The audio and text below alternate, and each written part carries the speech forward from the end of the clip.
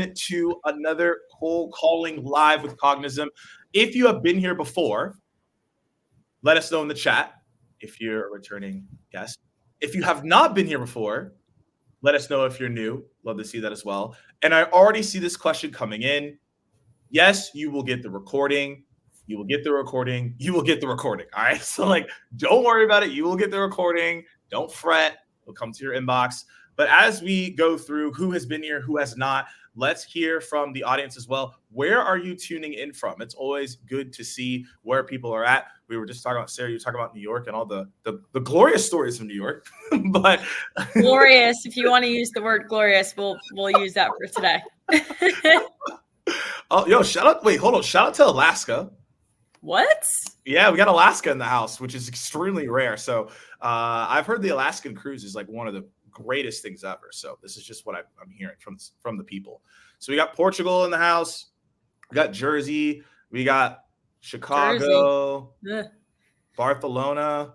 Wait, you're hating on Jersey? Sarah, is there? Did I say that? The hate? No, I said Jersey. Ooh. We have let's see what else we have in the house. We got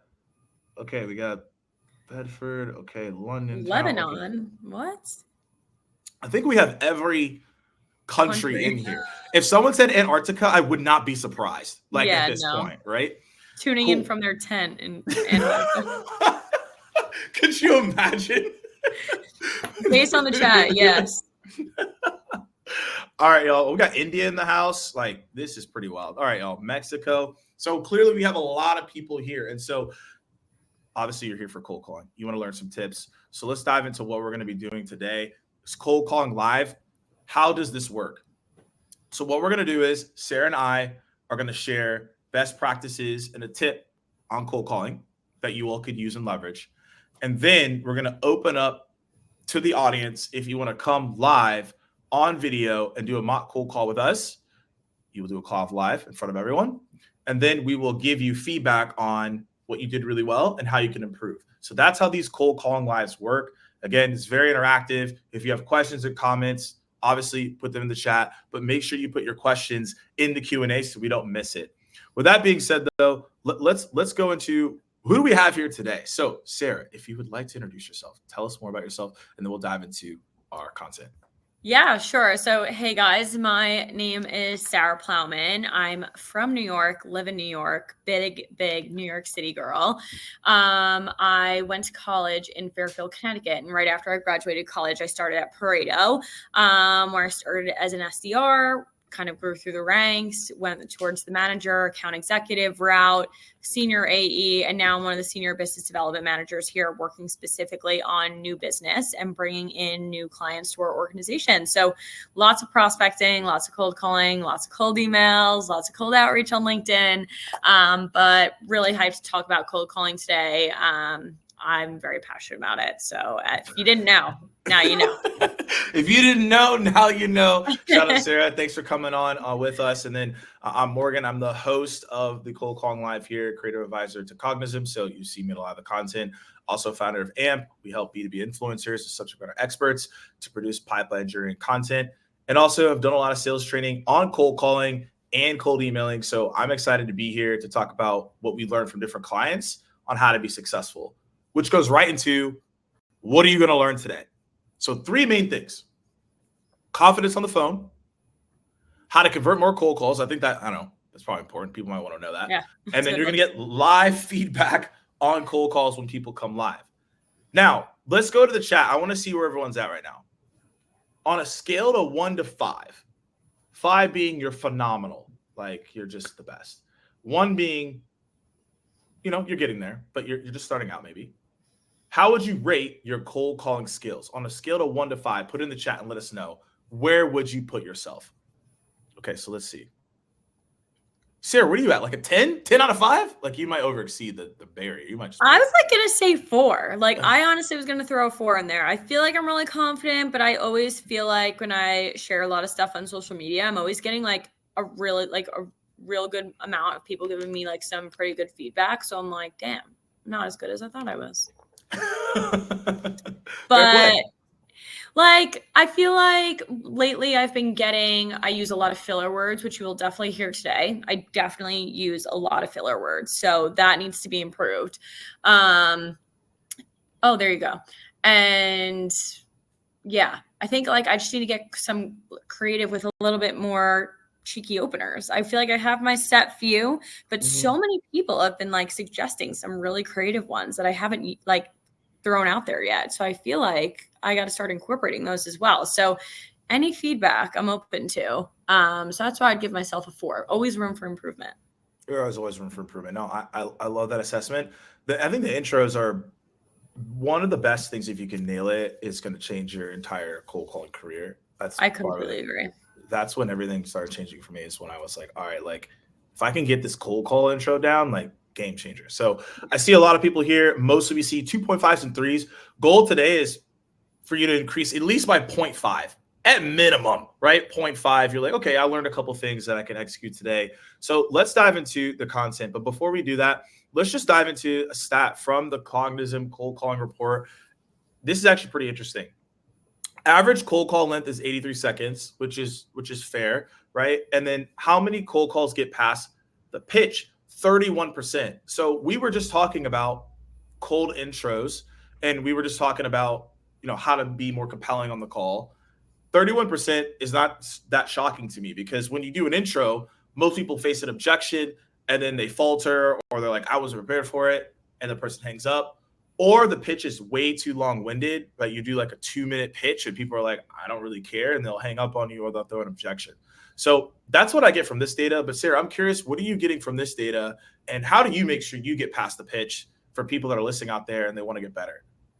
Yeah, so getting past the pitch is obviously the hardest thing that you can do. So like these numbers really don't surprise me.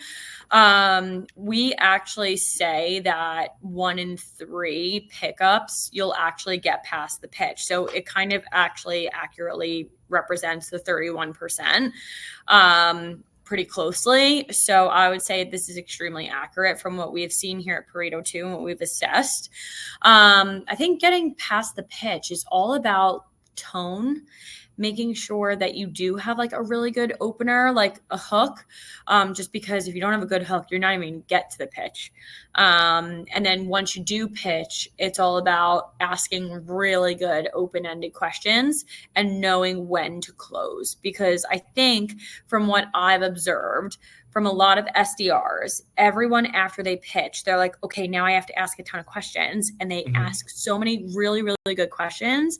And I'm over here like, close for the meeting. Like, come on, like, close. Like, stop asking questions, close. And it's like, when do you actually do that? So there's so many different ways and methods that everyone has, but I think just getting past the pitch, it's all about having a good opener, really good hook, and then your tone of voice while you're actually pitching.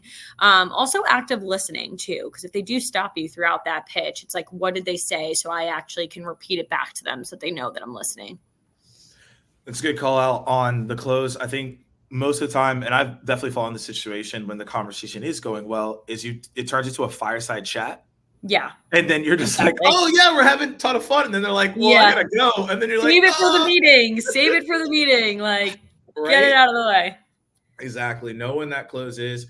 I like using the typically line. I like saying, hey, typically, when I hear this is the next step. Let's schedule time. I tell them to pull up their calendar. I lock in the time right there on the call. Yep. These are things that I do. And sounds like you do the same. And I encourage everyone else to do the same as well. It's like when you're looking to end that call, which is the key point. Yeah. I want to emphasize what you just said too. Like using the word typically makes it extremely relatable as well, because you're almost implying that multiple other people are having the same challenges that they're having. And instead of kind of just saying that, like, you're like, well, typically this is what we're seeing, and it's more relatable and like more humanized, I feel like. Yeah, 100%. I don't know if anyone out there listening uses typically. I would start, if you are not using it, I would take what we're talking about and use it in your next conversation when you close. It's exactly what Sarah's saying. It also shows that you have been there before and that you're a guide. People want to follow people that are confident and have already done something. So if you say, hey, typically, it's like, oh, okay, cool. This is just what normally happens. So I'm going to follow this step. And then now they're willing to follow you to that next thing. Yep. So let's go into the tips, and then we're going to have some people again come up here live to do some cold calling. I want to talk about the reverse voicemail. This is probably one of my favorite tips. And I'm going to ask the chat here on what you think here. When it comes to voicemails, how many callbacks have you had in your career, Sarah? How many callbacks have you had? I'm actually curious. F. Probably one. And it was probably someone calling me back because they thought I was somebody else.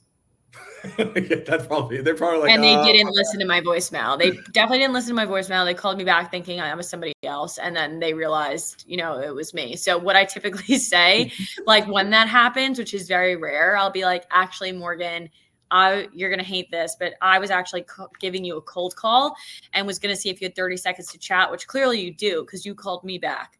Mm-hmm. And then they're like, oh yeah, I guess I do.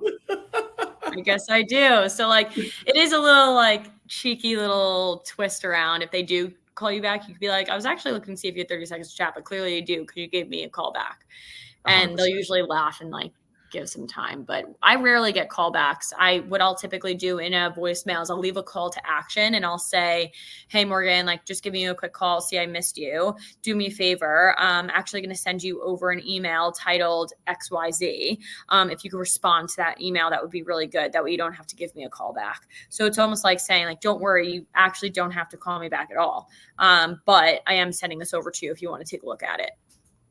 Yeah, that's exactly where I'm going with this. And hopefully y'all listen to Sarah. I'll give you the framework here, and I could repeat it too if you all want to use this as I describe it. It's exactly what Sarah's saying. After doing thousands and hundred thousands and analyzing these calls with a lot of clients in the 4 years I did sales training, we found out that if you take the friction away from the voicemail, you actually get more callbacks. Because all of you said here, I mean, 1, I've gotten like 4, 0, nada, right? When you tell someone to call you back, they're going to be like, yeah, I'm not going to do that, right? Especially if you're calling people in like IT and data, they're definitely not going to call you back. So the way that we prescribe this is this framework. So let's say that I'm calling Sarah, for example. I might be like, hi, Sarah. The reason for my voicemail is we've been speaking to VPs of sales, and one of their main priorities right now is to get better at cold calling for their team because they're not hitting the numbers that they like. So we have this framework that increases conversions that we've been doing with other teams that's helped them be successful. Look, there's no need to call me back. I'm going to send you an email. The subject line will be cold calling framework, and I'll send that in the next 5 minutes if you want to reply. My name is Morgan Ingram from AMP. Once again, my name is Morgan Ingram from AMP. And the reason that works is 3 elements. We already talked about it. One is when you tell someone to not call back, it's really interesting. It's reverse psychology. So we did this work. I've done this workshop a multitude of times. We've had people call back because they were like, wait, you told me not to call back, so I felt like I need to call you. Crazy. But the thing is, like, when you say don't do this thing, the reverse, right? It does that into that piece, right? Which is actually pretty interesting, right? The second thing is I tell someone to check out the email. Now, most of you probably do this, and we talk to a lot of decision makers. Most people don't listen to their voicemail. They read the transcript. So if they read the transcript, they're already in what we like to call just a written mode. They're already looking to absorb the information written-wise. So if they're already in a written mode, there's no reason to tell them to call us because they're not listening to it. So they're not in auditory mode is what we call it. So if they're in written mode, it's easier actually to send them the email because they're already reading something. So it's easy for them to transfer that to go read something else. So just keep that in mind. And then I keep the name and the company at the end because what it does is psychologically, it creates suspense. So now it's like, okay, they have a reason why they reached out. They told me not to call them back. This is pretty relevant. Who is this person? By the time the brain triggers to say, who is this person? You've now answered that question, and that leads into that follow-up. So we saw probably a 3 to 5% increase in email responses when we do this. We do the call, the voicemail, and send the email the same day, and we see increased response rates. So I don't know if you do something similar, Sarah, on that flow, but that's what I've seen to be really successful. Yeah, I actually love what you mentioned about like mentioning your name and the company that you work for twice in the email as well, just because, at the end of the day, I always tell reps like it's really great to keep your messaging the same across all platforms because that's what you're trying to do is build familiarity. Like you don't want to constantly change up your messaging because they won't put two and two together that you've emailed them, that you've called them, that you've left them a voicemail, that you've sent them a LinkedIn. So, if you are changing it slightly, always mentioning your name and making sure that your company's name is there as well is familiarity and to easily for them, if they hear a voicemail, they're like, this is Morgan Ingram, from AMP, like it's easy for them to just type that into LinkedIn, especially if they have it up. Believe it or not, a lot of people, I feel like this is believable. So I don't know if I said believe it or not, but a lot of sales leaders and sales executives and CEOs, like they have LinkedIn up. Like it's just like a tab that's always up on people's screens. So it's just make it as easy as possible for someone to be able to Google or LinkedIn, type in your name, your business. That way you can make it as relevant as possible. And, obviously get that increase in responses that you're looking to get. There's nothing better than having someone respond to you. I mean, like when I was a sales rep, I'd be like 8:00 at night, I'd get a LinkedIn message from a video I sent. And I was like, oh my God, someone answered me. Yes. Yes. So like, just make it as easy as possible for that to happen because, that's the ultimate goal. I love that. We're going to move on to Sarah's tip right here next. So someone asked to repeat the framework. I'll do that one more time. So the first component is the reason. So again, if I'm calling Sarah, hi, Sarah, the reason for my voicemail is we've been speaking to VPs of sales and one of their main priorities is cold calling. And they're looking to improve their conversion rates. And on top of that, we have a framework that helps improve that conversion rate. And we've seen success with other teams in your space. Insert the teams in the company. So the reason. The second part is the frictionless part. So I say, hey, no need to call me back. I'll send you an email in the next 5 minutes. I tell them what the subject line is going to be, cold calling framework. And if that's interesting, please reply back. Again, frictionless part. The third part is the call to action, letting them know my information. I'm Morgan Ingram from AMP. Once again, I'm Morgan Ingram from AMP. So Nathan, hopefully that's helpful for you, which then leads into what we've been talking about here, which is gaining confidence on the phone. Sarah, tell us, how do we get more confident? I mean, there are so many ways, and what works for me isn't going to necessarily work for everyone else, and what works for my team, vice versa. So, take this with a grain of salt, but these are just some tips that have really helped me over the years. There's multiple ways that you can gain confidence over the phones, but I would say the number one tip that I share all the time, it's very cliche, it's very basic, but it's standing up. And I know, Morgan, we've spoke about this before, but, power stance is a real thing. And if you're working from home, this is a brilliant thing that you can add into your cold calling blocks, just simply because you probably have the space to stand up. You're not at a desk, or you might be at a standing desk or, a desk that you have at home, but standing up makes all the difference. I notice that when I stand up, when I'm on the phones, I'm doing a little bit of a power walk. When I actually get to pitch someone, I have hand gestures and movements that help with my tone and projecting my voice. It's just such a powerful thing to have when you're on the phone, and people on the other end of the phone also realize it as well. If I'm sitting here right now, which I am sitting, and I'm slouched and I have my headset on and I'm like, oh, Morgan, this is Sara from Pareto. I'm automatically really nervous. I'm not really feeling good about myself. The fact that I'm slouching. I mean, no one really feels good about themselves when they're slouched unless you're watching and binging your best Netflix show on the couch after work. But standing up is such a huge difference. And if you don't stand up, I'm telling you, this is something that you could just implement immediately right after this show and try it in your call block, because I'm telling you, it makes all the difference, and you feel better too. And I mean, if there's any ounce of certainty that you can get to just make yourself feel a little bit better while cold calling, let's be honest, not everyone feels great cold calling at all.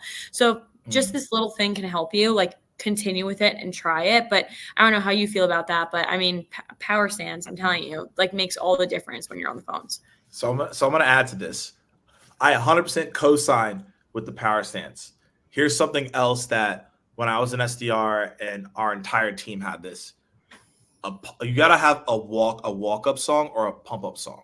I love that. Oh my God. So does anyone else Love in that. here do this? Maybe we were the only ones. So we all had a song before. It was pretty wild. So like obviously it's pre-COVID, but we would all have a song that we would play before we went into our cold calling blitz. So everyone would be like bumping their song. It was lit. Like I like it was that. Club SDR. We were lit. All right. We have our speaker like blasting right now, and I'm like, guys, I like just texted them, like, guys, turn it down. But we could easily implement that. I'm gonna have to do that today. You got to do it. Everyone has to individually pick a song, and then mine was "In the Club" by 50 Cent. You know, you can't go wrong with that song. Like go. I mean, it just you're ready. So I was like, this is the only song I could pick. So I picked "In the Club," right? And then every single person had their own song. And here's the kicker to it. This is what made it exciting. During the cold calling blitz, we obviously all had made it a competition. If you scheduled an opportunity, your song would play for like 5 seconds. I love that. So then it was like, if you heard someone's song too much, you're like, yo, they're going crazy today, right? So we got a couple of people here who are with me. Some great songs I see in here. Sarah, you have to do this. It actually. I just Googled great pump up songs. And I'm like, ooh, I'd use this one. See, y'all weren't ready for that tip today. And the thing is, I talk about this a lot. If you follow me, there's a psychological component with this one, though. I got it from baseball. I was gonna say, like, we had goal like in soccer in college. Like, I played soccer at Fairfield University, and whenever you'd score, your goal song went on. So, like, I loved that. Mine was "Wake Me Up" by Avicii. I'm not really sure why, but I do know why. It was like a great song that we had like playing soccer in high school. That was like our state championship song. So I was like, I should continue this into college. So whenever I scored, "Wake Me Up" by Avicii played. I love that. Shout out to Avicii, rest in peace. But I know, but fantastic song. And now you can go pick your song. But everyone should do it. And that's something that you can implement, like, literally right after watching this. Like, Google your song, get on it, play it loud, and then start calling. But stand up. Yeah, exactly. Play the song and stand up. I'm telling you, your confidence is going to be through the roof. And again, because you start priming yourself every time you play this song, you're going to associate it with winning on cold calling. So now your confidence is just going to be right there. So I'm assuming people probably right now are creating their playlist as we speak. I mean, I'm already singing "Survivor" by Destiny's Child. That's in the chat right now. I'm like, what? That one's fire. I mean, yeah, you're literally surviving within that hour of cold calling. So I credit you. Is that the one you play after or before? Maybe it's both. Wait a second. Yeah, I think you need to play "I Will Survive" in the beginning, and then "I'm a Survivor" at the end. Like, "I will survive, hey, hey." And then at the end, you could play "Survivor" by Destiny's Child. I love it. So now we're going to turn this over to you all. And the next thing that we're going to be doing here is, again, people who want to come live and review their cold calls, you need to click the video Q&A if you want to come live and do your cold calls. However, before we do find someone who wants to volunteer and be the first person to do a mock cold call with us here live, we're going to answer some text Q&As while the person decides. Also in the Q&A, there are a lot of questions here. If you could go thumbs up the ones that you want to actually see come up to the screen, because that's the ones I'm going to be picking. So I'm going to start with this. So how often do you recommend leaving voicemails to prospects? Sarah, what's your thoughts on this one? Good question. So for us, we follow a cadence in which we lead gen on Mondays, we cold call on Tuesdays, we'll call again on Wednesdays and leave voicemails. And then we call again on Thursday and don't leave voicemails. So it's kind of like you want to switch it on and off. I would say, recommend leaving maybe 2 voicemails per week per prospect, and then maybe ghosting them the week after with no voicemails. I think you want to obviously be, persistent, and also get the point across. But a new thing that we've been also doing too, if you feel like you've left enough voicemails, like texting prospects have been really cool. And people really, respect that, and they like that because it's quick and easy. At least people in New York really like it. But I would recommend maybe like 2 a week. Well, 2 every other week, maybe, if you're like still chasing them. I have nothing to add. That's exactly what I do. So Yeah, we're aligned on that. cool. And again, if you have your questions, make sure to throw them in the Q&A. We're gonna keep these rolling here. Okay, so this is interesting. How many hours per day do you aim to cold call, Sarah? Cool. I actually love this question because people think I cold call 8 hours straight, and I don't.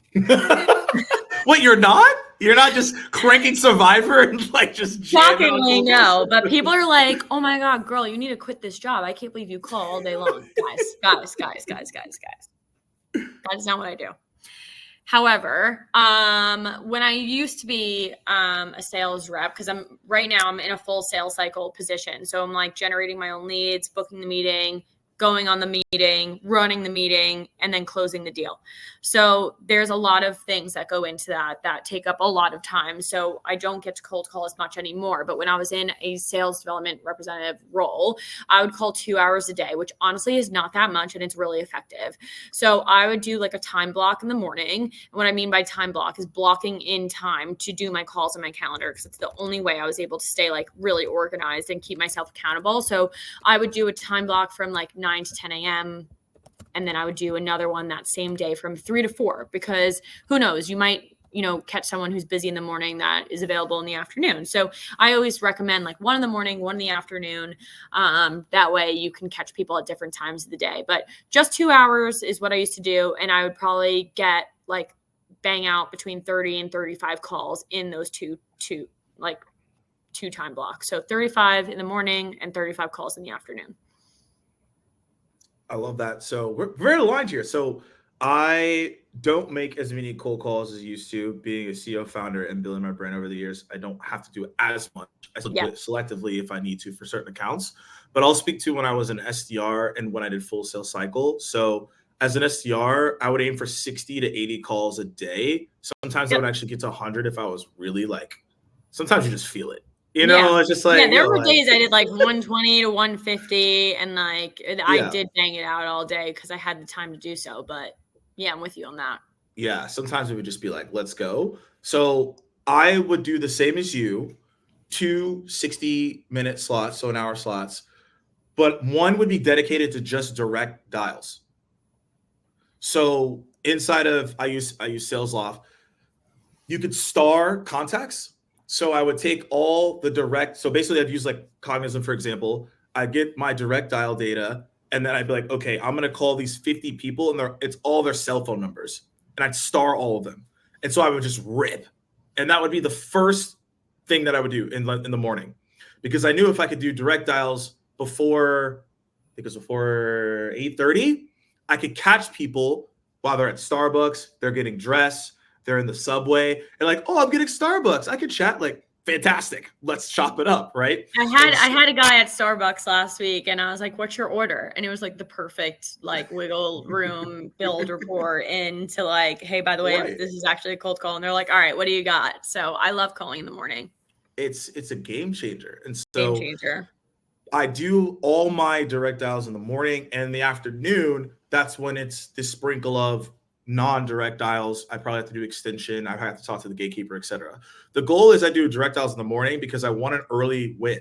If I can get a win early in the morning from a call, the rest of the day is going to be great because now I have momentum. But if you're going through phone trees, trying to at the beginning, you just don't want to do that at the beginning of the morning. So that's why I had all my direct dials in the morning. And then obviously if I went through my direct dials in the morning, I would then transition to the tree. But that was for me, that was the game changer. Yeah, I love that. I like booking a meeting in the morning. There's like no better feeling because you're just like, I mean, I was targeted on pretty much like one a day, like one meeting booked a day, like 3 years ago.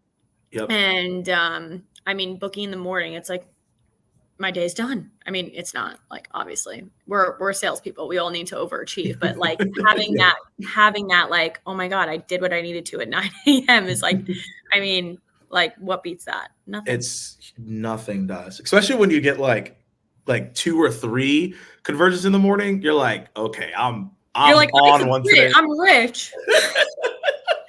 I'm balling at that point. I am a pro. I could quit. This is it. I'm a millionaire.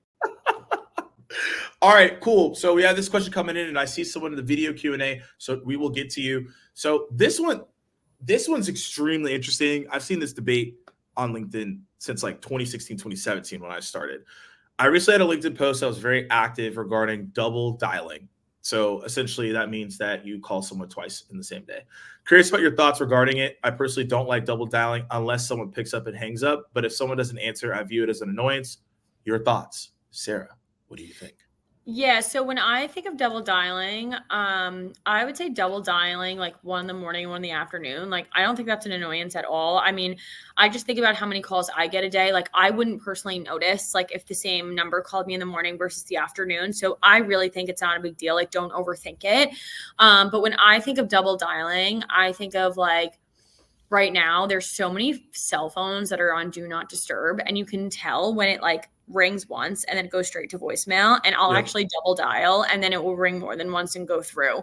So like, be strategic with it. Like, don't be afraid to double dial. I think like the person who asked this makes a good point, because like, unless they hang up and you're like, call back and you're like, hey, I think we got disconnected, like, also completely fine. I personally think it's fine, unless they literally answer and they're like, don't call me back today, and then you call them back. I wouldn't recommend that. But I really think like, don't overthink it. Like, double dial if you feel like you could get them on the phone. So I AB tested this when I was in SDR. The double dial doesn't mean that you have to use the same number. True. That's actually so true. Yeah. And so I always recommend to people, it can only be annoying if you triple called this with the same number, for sure, or double dial the same number. I mean, that might not be the best play, but if it works for you, then do your thing, right? I always recommended, like, typically in most sales engagement tools, they have a local dialer and then they have just a number that they give you. So if you really wanted to run this play, you could call with a local number, and then you could also call with the outside the local number. And those are two different numbers, and they would not know at all if you really want to run this play. So I always tell people to A/B test this, see what you can get out of it, and see what's going on. But that's essentially how I would think about it. Yeah, it's such a good point. Before we had Ring Central, where we like could pick like all different numbers that we use, we used to like throw around people's cell phones and like switch like cell phones and like call on different numbers. We were like, why not? Like, our prospect hasn't been rang on this phone before. So yeah, such a good point. So something to A/B test again and figure out if it works with your market. I know in certain regions, like for example, if you did that in France, that would not fly. So just be mindful of where you're at. Like, also as well, like, I understand there's probably some French people in here. We have people from everywhere, so take that advice. Yeah, French, German, like I know that's not gonna work. It's not gonna fly. So you just need to know. You just need to know where you're at, right, contextually. But we have someone on the video, so Darcy's gonna come in here. Darcy, what's going on? Hey. Hi, hello. Nice to meet you both. Nice to meet you.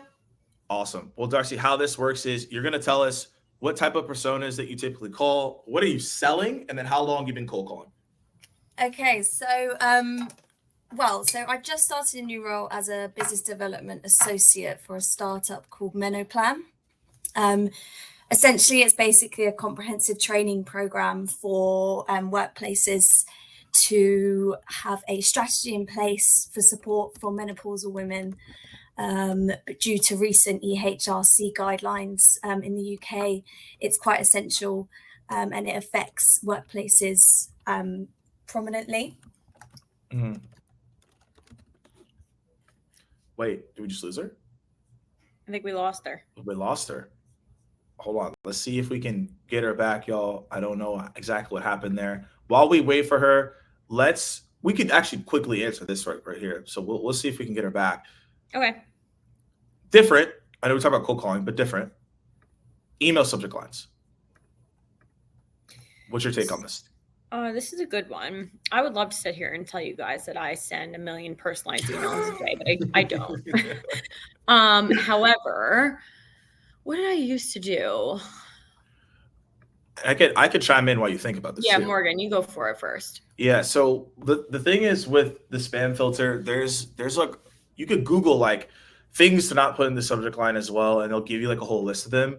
I'm gonna put the one in here that has not failed me yet. Until it does, I'll let y'all know. But it's been working really well. So it's their first name greater than less than sign, and I'm putting this in the chat so you can see it, and then your company name.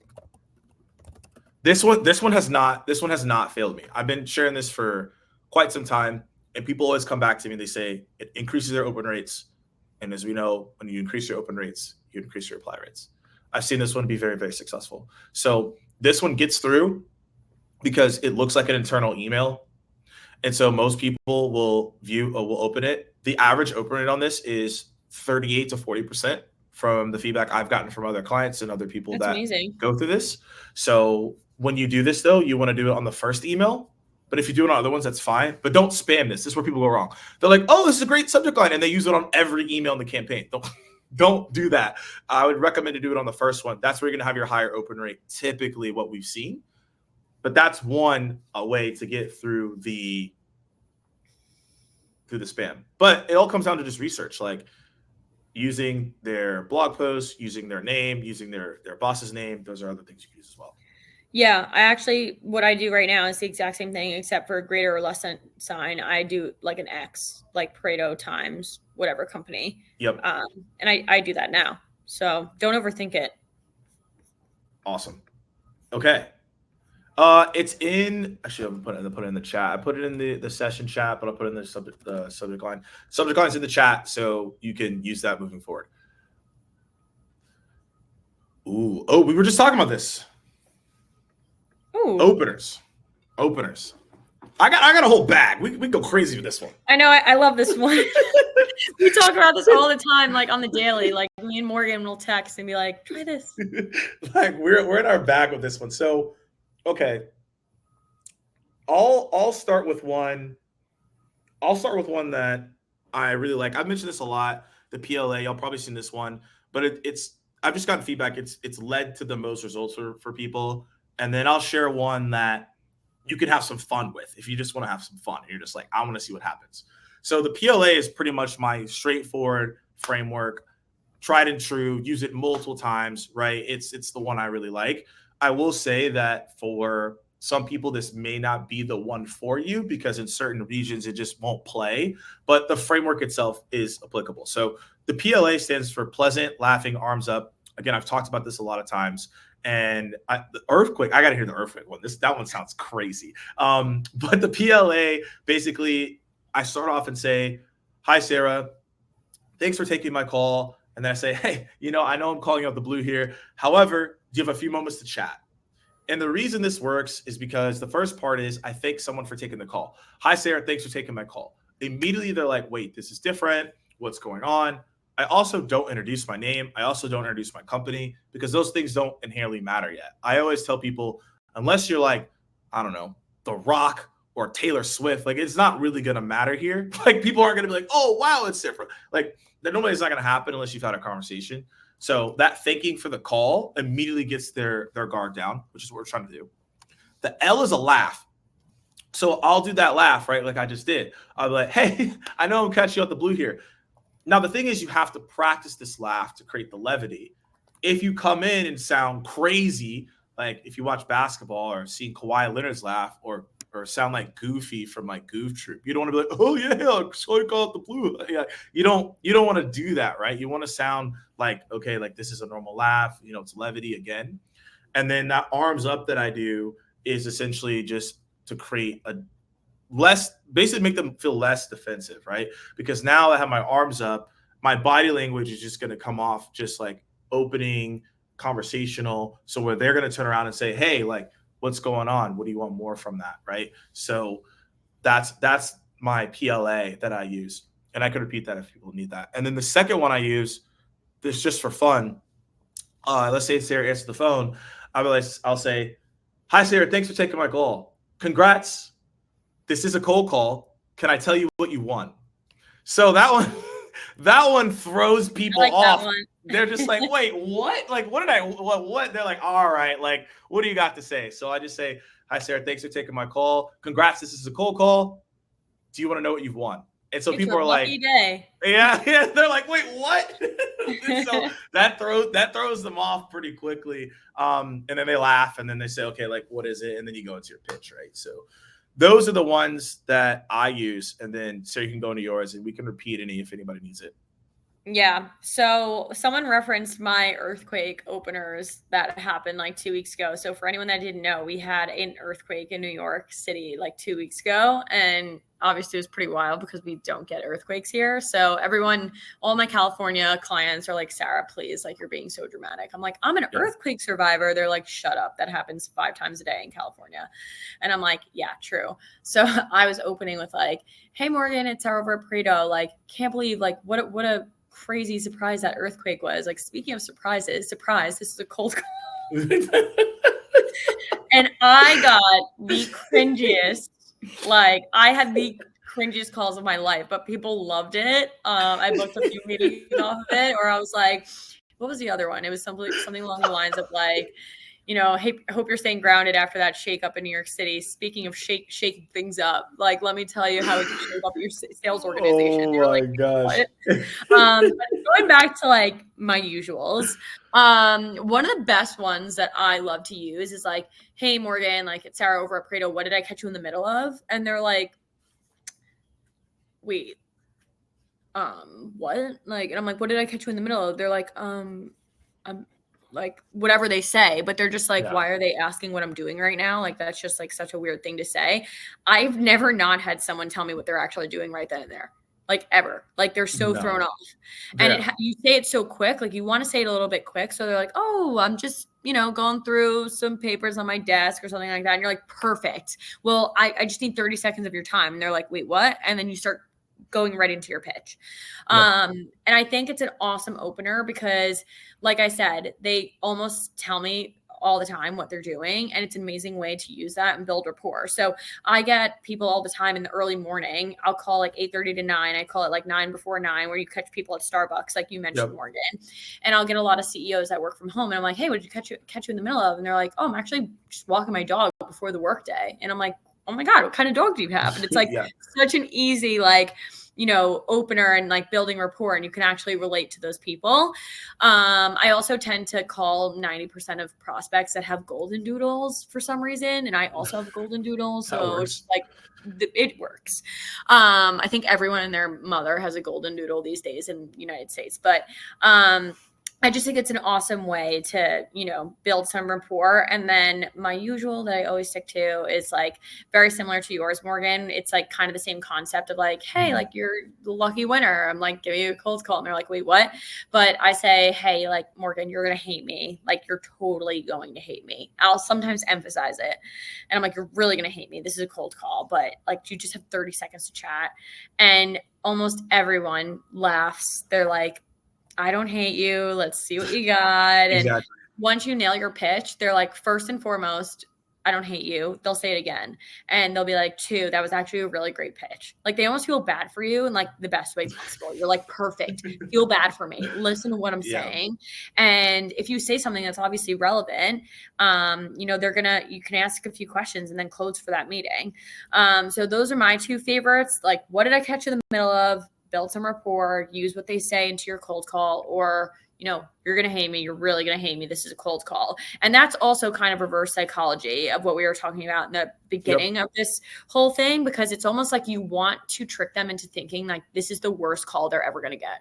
And then when you say it's a cold call, they're like, oh, like, that's it? Like, that's not that bad. Like, yeah, what do you got? So that's exactly what you're trying to do there with that opener. 100%. No, I love that breakdown, and you're absolutely right. Is you're just breaking it down, making it easy for them. Now balls in their courts. Be like, oh, well, this is it's okay. I don't hate you. It's all good. Like, we can move on from here. Yeah, exactly. Cool. As we have the other question come up, we have a couple minutes left. Let us know, are you finding this helpful so far? I know we had a couple ratings in here. We had 2s, 3s, some 4s. Let us know in the chat if you found this conversation so far to be helpful in your cold calling journey. Let us know in the chat, and we can continuously do more of these if you guys find this helpful. So let us know, and then continuously upvote on the questions so that we can figure out what the next one we're going to answer. But yeah, I think when it comes to the opener, you have to think about, again, I always tell people, you have to figure out how you are going to interrupt the pattern. If you can identify how you're going to interrupt someone's pattern and something they haven't seen before, that's where you're going to see successful. So we have a question here. In today's market, how many people do you expect to answer if you make 60 calls a day?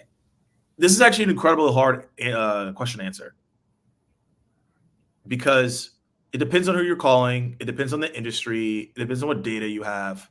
Very hard. But I'm curious on your perspective. Yeah, no, this is a really hard question. I could give you a breakdown of like my stats, and hopefully that's helpful based on 30 calls. So I guess double this if we're talking about 60. So for every 30 calls, my conversion rate to conversation to pickup is three pickups. And for every 3 pickups, I would expect to pitch one and also book that meeting, because I'm confident enough in myself that if I get through an entire pitch 3 times, I can definitely convert one of those into a meeting. So I guess for 60, I would expect 6 pickups. 6 pickups, 6 people that I'd actually pitch, and I'd expect to book 2 meetings from that. Because if I get through the pitch, I know I could definitely book it. But again, exactly what Morgan said. It totally depends on your data. I call specifically cell phones that I get from like Zoom Info, Seamless, like, all those avenues. I just think it's a more of a direct way than, wasting a call, giving, a call to an organization where a lot of them are actually working from home these days. So I don't really find it useful to call companies, but I'm calling direct cell phones. Those are my ratios. But again, like Morgan said, it's really hard to kind of give you a direct answer on that. Yeah. So Nathan, I can only answer from my perspective. The exact breakdown that Sara gave is what I would say. But again, it's also harder to answer because, again, if you're calling like the public sector and education, like you're calling schools, your pickup rate is going to be insane. Because, high, really high. Right? Like, yeah. So, but if you're calling in like a different country or continent, it might be a lot lower. So it just really depends on who you're calling and what you're doing. I would say the best way to answer that question is to analyze what other people in your organization, what their pickup rate is. And then I would use that as your status point. I actually would not even lean on what we're even telling you. I would just go find out your organization and figure it out. Yep. Cool. All right. So I know we got some more. We got a lot of questions here. There's a lot. Hopefully maybe we get to a good amount of them. How do you respond to I'm set? We're under contract for 2 years and have no bandwidth to explore another vendor until late 25. That's a really tough one.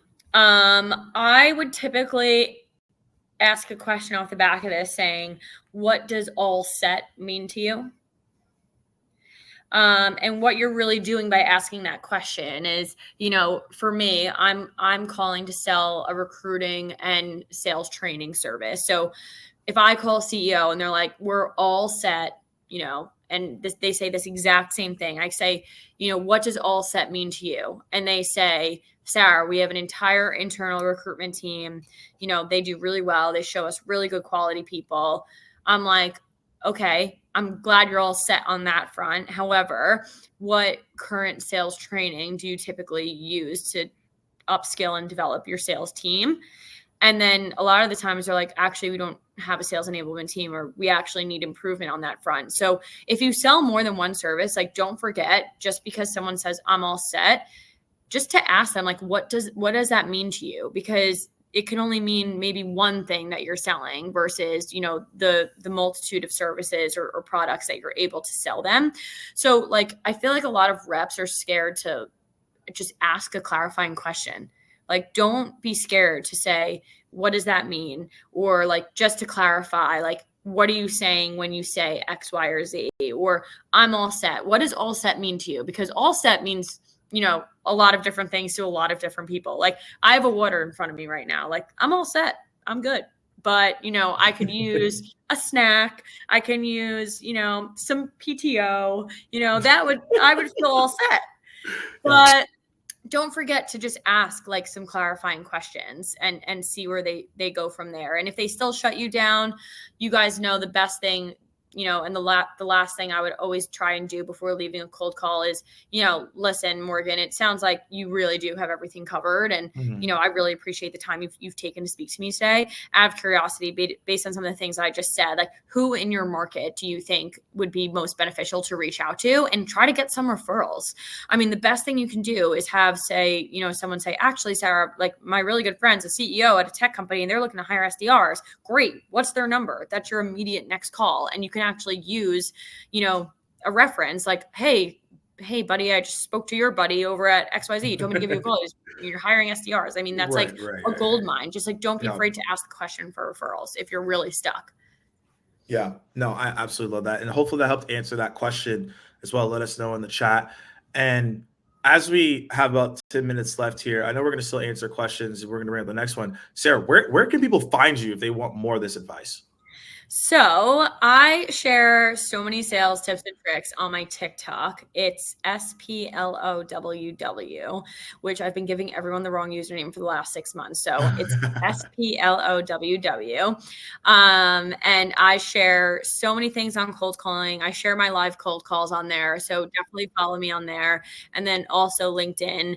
My LinkedIn is linked actually on my TikTok bio. So that's an easy way to find me there as well. But I'll pretty much cross content a lot of the things that I share on LinkedIn and TikTok and vice versa.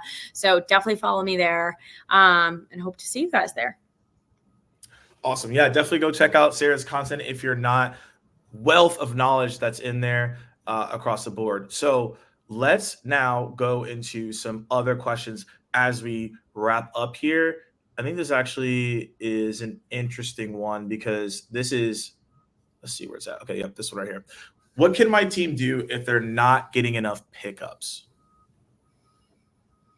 I think it's probably analyzing where you're getting your data from, just because I know there's a lot of false data out there that will say, this is the number, but it's not actually the number. Or, if they're calling on companies, just remember, not a lot of companies are back in the office. So it's kind of a waste to count a call as an actual call if you're calling businesses, just because so many people are working from home.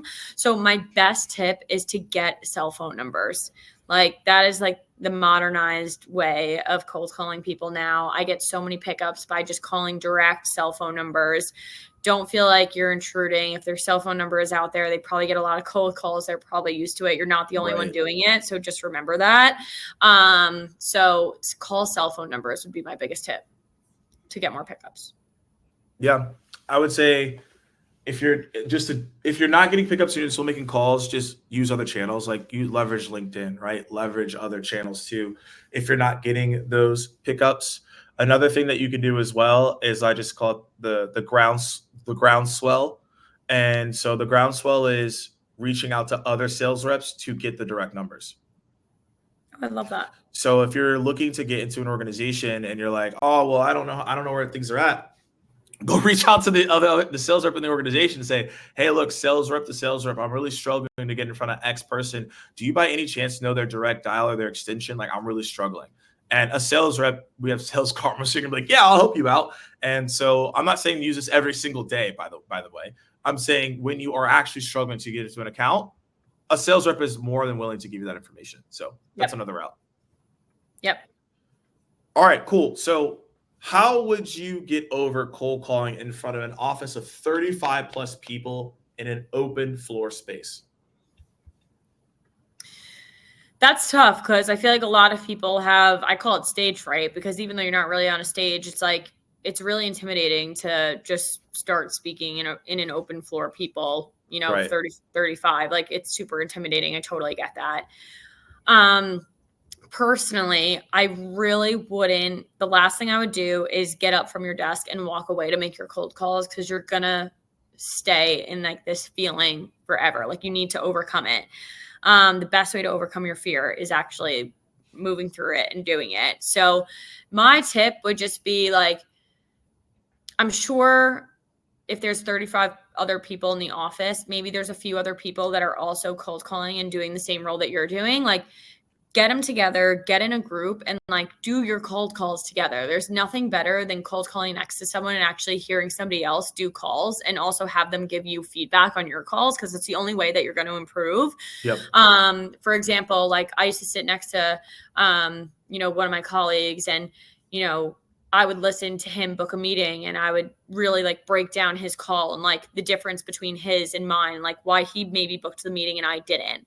And it all came down to tone, different hooks that they're using. Just remember, if someone's doing something that's working, don't be afraid to put down your ego and just ask them, what is working for you? What can I use that's working for you? And give it a go, give it a try. And maybe you can give some advice to them as well. So form your little cold calling community, cold call together, force yourself through it, because the second, third time you do it, you're going to feel so confident. You're going to get excited to get together in that little small group. You're going to want to cheer each other on. Just, I would say, push through, find other people that are doing the same thing, and Yep. and continue grinding. I found that most people they're gonna run into this scenario. I ran into this scenario as well. We'd cold call in front of 20 people, right, in an office, and you feel like if you say something wrong, everyone's gonna judge you. So we had a lot of new reps, they felt the same way. So we created something called the Bulldozer Award. And the Bulldozer Award is if you got wrecked on a call, you would win the bulldozer at the end of the week. So what we did is we created a culture that if you failed, it was completely okay. We would laugh about it and you would win an award. So now people weren't afraid to make their calls in front of everyone because we already said, yeah, you get an award if you get wrecked anyways, and we would just laugh about it. Because it's going to happen to you. It doesn't matter how good you are. Yeah, it we have the same thing, but we call it the spoon of the week, and you literally win a wooden spoon. That I think you have to create things like that so people realize like it's not that serious if you do mess up and if you fail. And so that changed the culture in the office. So now people would be calling, into Sarah's point, you learn from other people. Like I'd pick up like, oh, I like how you handle that objection. I'm going to take that. Or someone might be like, that intro you did was great. I'm going to take that intro.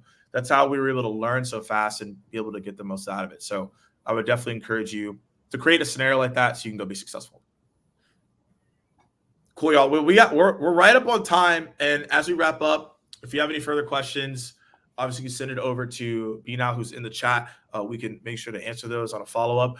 We do these on a consistent monthly basis. So make sure to come back to answer any questions that you have on the cold calling front. Sarah, thanks for taking your time today to chop it up with us. Absolutely. Yeah, thanks so much. I had so much fun. Yeah, we had fun with you as well. Audience, thank you so much for the questions, and hope you have a great rest of your day, and we'll see you soon. Bye, guys. All right, cheers, everybody.